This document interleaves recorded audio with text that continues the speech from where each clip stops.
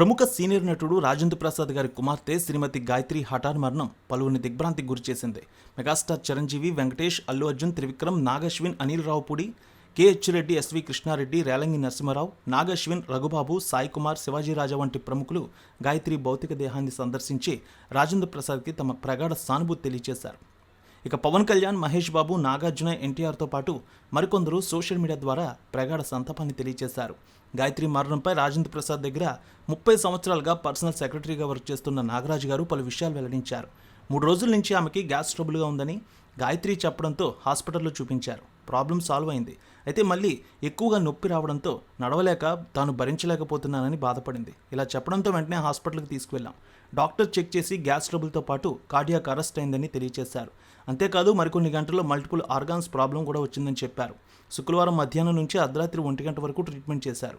పరిస్థితి కొంచెం క్రిటికల్గానే ఉందని వైద్యులు ఆ సమయంలో చెప్పారు. చివరిగా దేవుడి మీద భారం వేశాం. అందరం ఆసుపత్రి దగ్గరే ఉన్నాం. కానీ రాత్రి పరిస్థితి చేయి దాటిపోయి ఆమె చనిపోయిందనే విషయాన్ని తెలియజేశారు. గాయత్రికి ఫస్ట్ నుంచి ఎలాంటి ఆరోగ్య సమస్యలు లేవు. ఒంటి మీద చిన్న సర్జరీ కూడా లేదు. ఎవరు ఊహించిన విధంగా సడన్గా చనిపోయింది. బంధువులందరికీ విషయం చెప్తూ ఉంటే వాళ్ళు కూడా మొదట నమ్మలేదు. Gayathri nutrition, dietician. చుట్టుపక్కల వారందరికీ కూడా సలహాలు ఇస్తుంది. కానీ ఆమె ఇలా చనిపోవడం నిజంగా మాకు బాధగా ఉందనే విషయాన్ని తెలియజేశారు.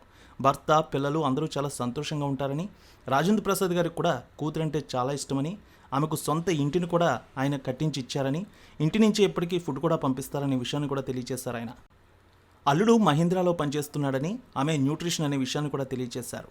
ఇక రాజేంద్ర ప్రసాద్ గారి కుమార్తెకి, కొడుకు ఇద్దరికి కూడా సినిమాల్లోకి రావాలని ఇంట్రెస్ట్ లేదు. అందుకే వారిద్దరూ సినిమాల్లోకి రాలేదని, కుమారుడు సోలార్ ప్యానెల్ తయారు చేసే బిజినెస్లో ఉన్నారని, ఇద్దరు లైఫ్ సెటిల్ అయిపోయిందనే విషయాన్ని కూడా తెలియజేశారు. కానీ చిన్న వయసులోనే ఆమె మరణించడం చాలా బాధగా ఉందని, చిన్న అనారోగ్యం కూడా లేని అమ్మాయి, మా ముందు పెరిగిన అమ్మాయికి లేదు అనే వార్త తాము తట్టుకోలేకపోతున్నామనే విషయాన్ని ఆయన తెలియజేసి ఎంతో బాధపడ్డారు. ఎల్లమ్మ తల్లి ఆశీస్సులతో ఫోన్ ద్వారా జ్యోతిష్యం చెప్పబడును.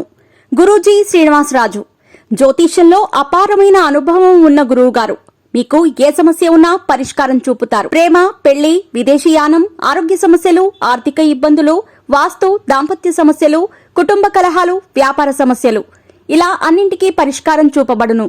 మీరు ఫోన్ ద్వారా లేదా వాట్సాప్ ద్వారా గురూజీని కాంటాక్ట్ అవ్వచ్చు. మీ డేట్ ఆఫ్ బర్త్, మీ ఫోటో బట్టి జ్యోతిష్యం చెప్పబడును. మీరు ఎక్కడెక్కడో జ్యోతిష్యం చేపించుకొని నిరాశలో ఉన్నారా? ఒకసారి ఈ గురువు గారిని సంప్రదించండి. మీ సమస్యకు పరిష్కారం పొందండి. Cell number 7098888511